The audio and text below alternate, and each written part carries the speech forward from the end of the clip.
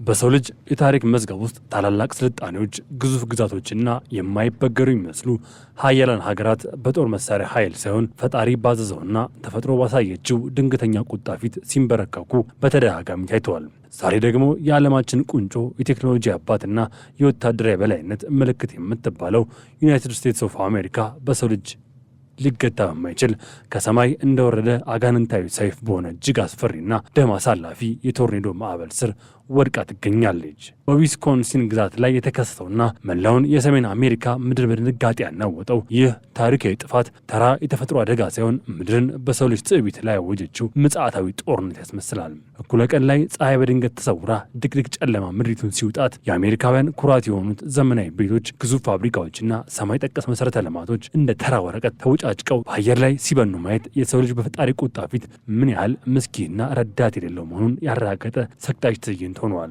ይህ አውዳሚ ቶርኔዶ ማዕበል በዊስኮንሲን ግዛት የሚገኙትና በታታሪነታቸው የሚታወቁት እንደ ኦፖልተን መነሻና ኒን ባሉ ከተሞች ላይ የደረሰ ውድመት ከማንኛውም ዘመናዊ ታሪክ መዝገብ ላይ በላይ ነው። ማዕበሉ በሰዓት ከ124 ማይል በላይ ቢሮጥ አጥንት ሰባሪና ህንፃ አፍራሽ ንፋስ ታጅቦ ምድሪቱን ሲበረብራት ለዘመናት በብዙ ቢሊዮን ዶላር ወጪ የተገነቡ ሰፈሮችን በአይነ ጥቅሻ ውስጥ ወደ ፍርስራሽነት ክምርነት ቀይሯቸዋል። ንፋሱ ግዙፍ የጭነት መኪናዎችን እንደ ህፃን መጫወቻ ቶምቢ በማዞር ወደ ሰማይ ሲወረውራቸው የቤቶች ጣራዎች ተነቅለው እንደ ገዳይ ቀስት በአየር ላይ ሲበሩና ግዙፍ ዛፎች ከነስራቸው ተነቅለው እንደ ግጥሚያ እንጨት ተሰባብረው መንገዶችን ሲዘጉ የታየው ትዕይንት ሆሊውድ ከሚሰራቸው እጅግ አስፈሪ የምጽአት ቀን ፊልሞች በጥፍ የሚበልጥ እውነተኛ የጥፋት ገጽታ ነበረው። አሜሪካን እያወደመ ያለ ሰማይና ምድርን ያገናኘ የቁጣ መጋረጃ ይመስላል። በማንሻ ከተማ የተከሰተው ሁኔታ ደግሞም ከሀዘንም በላይ የሆነ ነው። ህሊናን የሚያደነዝዝ ሰቅጣጭ ጥልቂት ነው። በከተማው እምብርት ላይ የሚገኙና የህዝብ የኑሮ መሰረት የሆኑ የልብስ ማጠቢያ ተቋማት፣ ጥንታዊ ዳቦ ቤቶች፣ የሰፈር መዝናኛዎች በአንድ ጊዜ በሰማይ እሳት እንደተመታ አካባቢ አመድ ሆነዋል። ነዋሪዎቹም የዓለም መጨረሻ ዛሬ ነው ብለው በማመን በየቢሮአቸውና በየቤታቸው ቤዝመንት ከርሰ ምድር ክፍሎች ውስጥ ተደብቀው በለቅሶና በጸሎት ሲማጸኑ፣ ከላይ ግን የህንፃዎች ብረት ሲሰናጠቁ፣ የኮንክሪት ግድግዳዎች ሲፈራርሱና የቆርቆሮ ክምር ሲቋረጥ የሚሰማ ድምፅ የሞት ዜማ ሆኖ በጆሮአቸው ያስተጋባ ነበር።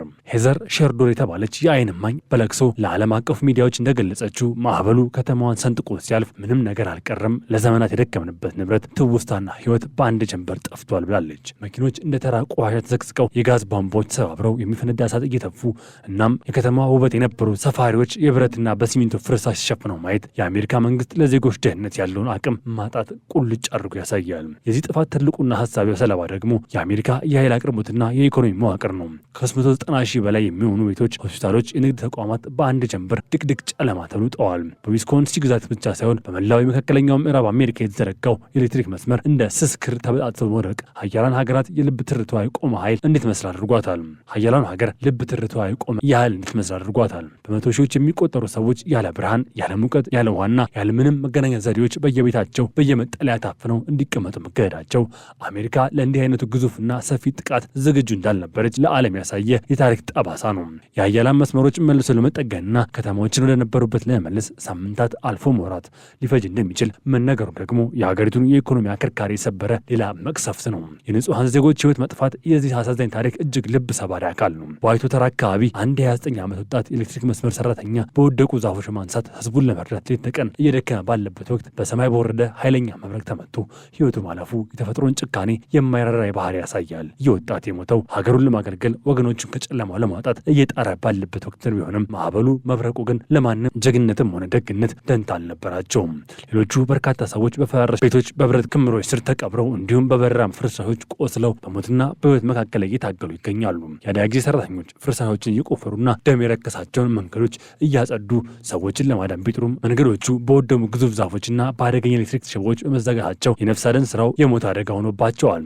ይህ ቶርኔዶ ከአየር ንብረት ለውጥ ጋር ተያይዞ ወደማይቀለበስ የጥፋት አዙሪት እየከታተተ መሆኑን የዘርፉ ሊቃውንት ሳይንቲስቶች በከፍተኛ ድንጋጤ እየገለጹ ነው። ከታላላቅ ሐይቆች የሚነሳው ያልተለመደ ከፍተኛ ሙቀት፣ ከፍተኛ እርጥበት ከሰሜን ዋልታ ከሚመጣው ቀዝቃዛ አየር ጋር ሲጋጭ የሚፈጥረው ይህ አጋንንታዊ ኃይል ወደፊት አሜሪካን እንደ መጸው ቅጠል ሊያረግፋት እንደሚችል ተንብዮለታል። አሜሪካ በቢሊዮን የሚቆጠር ዶላር ለዘመናዊ ጦር መሳሪያ፣ ለኒውክሌር ምርምርና ለጠፈር ፍለጋ በጣም በገዛ ደጇ ላይ በጣራ ፀሐይ እየመጣ ያለውን የተፈጥሮ ቁጣ ግን በምንም አይነት ቴክኖሎጂ መከላከል አልቻለችም። ይህ ቶርኔዶ የአሜሪካ ድክመት ለዓለም አቀፍ ማህበረሰብ ያሳየና የሀያልነት ምሰሷን ከመሰረቱ ያናወጠ ታሪክ ክስተትም ሆኗል። የዊስኮንሲን ግዛት ገዢ ቶኒ ኤቨርስ ግዛቲቱ በታሪክ አይተው የማታውቀው ከፍተኛ ጥፋትና ውድመት ውስጥ መሆኗን ገልጸው የፌዴራል መንግስት አስቸኳይ እርዳታ እንዲያደርግ ቢማጸኑም የደረሰው ጉዳት ግን በማንኛውም ገንዘብ ሊተመን የማይችል ነው። ሚለር ኤሌክትሪክ የተባለው ግዙፍ ፋብሪካ ጣራው እንደ ወረቀት ተነቅሎ ምርቱ ሲቆም በሺዎች የሚቆጠሩ ሰራተኞቹ በአንድ ጀንበር ስራ አጥ ሜዳ ላይ ወዳቂ ሆነዋል። ሆስፒታሎች፣ የህክምና ማዕከላት ሳይቀሩ በማዕበሉ ተመተው መብራት በሌለበት ሁኔታ ታካሚዎቻቸውን በድንጋጤና በጭንቀት ውስጥ ሆነው ሲያከሙ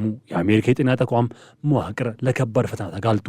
ይህ ሁሉ ጥፋት እየሆነ ያለው በዓለም እጅግ የበለጸገችና ደህና ነኝ የምትለው ሀገር እምብርት ውስጥ መሆኑ ለመላው የሰው ልጅ ትልቅና አስፈሪ ማስጠንቀቂያ ደውል ነው። በተለይም በኦፕልተን ከተማ የታየው ትዕይንት ለዘመናት የማይረሳ ስነልቦናዊ ጠባሳ ጥሏል። ነዋሪዎቹ ልክ ማለዳ 3 ሰዓት የመሰለ ድቅድቅ ጭው ያለ ጨለማ ነበር ሲሉ የገለጹት ሁኔታ የተፈጥሮን ሚስጥራዊና እጅግ አስፈሪ ኃይል በግልጽ ያሳያል። ሰማዩ ወደ ጥቁር፣ ወደ ሰማያዊ፣ ወደ ደም ቀለም ተቀይሮ ነፋሱ 1000 አንበሶች ሲጮሁ እና ጠንካራ የተባሉ ኮንክሪቶች ቤትና ክብሪት ሳጥን ሲሰባበሩ የሰው ልጅ ልና ከድንጋጤ በላይ በሆነ ሽብር ውስጥ ወድቋል። ይህ ቶርኔዶ አሜሪካ እያወደመ ብቻም ሳይሆን ህዝቧንም በስነልቦና እያፈራረሰ ይገኛል። ልጆቻቸውን በአቅፏ ቤታቸው ጥግ የተቆራመዱ እናቶች፣ የህይወት ዘመን ድካማቸው መጨረሻ በዓይናቸው ያዩ አዛውንቶች ዛሬ አሜሪካ ውስጥ በየቦታው የሚታዩ አሳዛኝና ልብ የሚነኩ ምስሎች ናቸው። አሜሪካ በአሁኑ ወቅት በአንድ በኩል በቶርኔዶ በሌላ በኩል በጎርፍ እንዲሁም በሌላ በኩል ደግሞ አጥንት የሚያቀልጥ ከፍተኛ የሙቀት ማዕበል እየተቆላች ትገኛለች። ይህ የዊስኮንሲን ቶርኔዶ ደግሞ የመጪው ታላቅ ጥፋት መጀመሪያ ማሳያ ብቻ ነው። ማዕበሉ ከዊስኮንሲን ግዛት አልፎ ወደ ቺካጎ፣ ወደ ኦሃዮ እና ወደ ሌሎች ግዛቶች ሲያመራ የጥፋቱ ቀጠና እየሰፋና የአሜሪካ ስቃይ እጥፍ ድርብ እየሆነ ይሄዳል። መንገዶች ዘግተዋል። አውሮፕላን ማረፊያዎች ስራ አቁመዋል። ባቡሮች ከመስመር ወጥተዋል።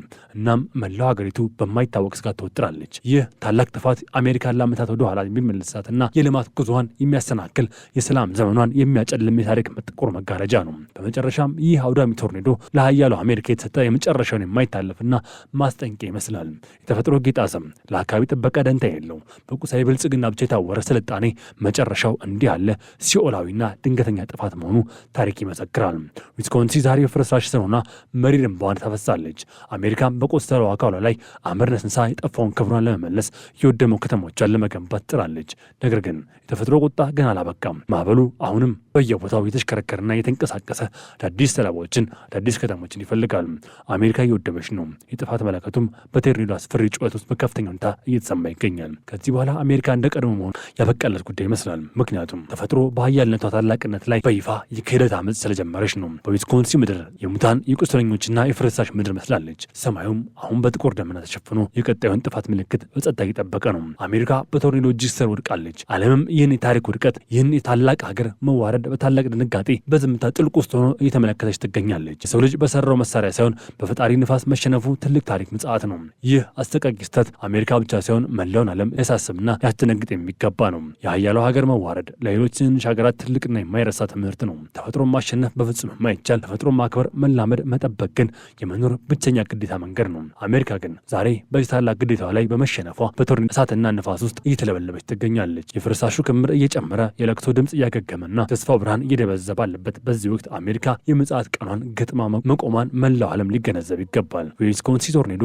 የአንድ ታላቅ ሀገር ውድቀት ማሳያና የተፈጥሮ ፍጹም የበላይነት የታወጀበት ታሪካዊ ዘላለማዊ አዋጅ ነው። በታሪክ መዝገብ ላይ ይህ ቀን አሜሪካ የጠፋችበት ቀን ተብሎ ቢጻፍ ማጋነን አይሆንም። ምክንያቱም ያየነው ጥፋት ከሰው ልጅ አቅምና ምናብ በላይ የሆነ ሲኦላዊ ክስተት ነውና።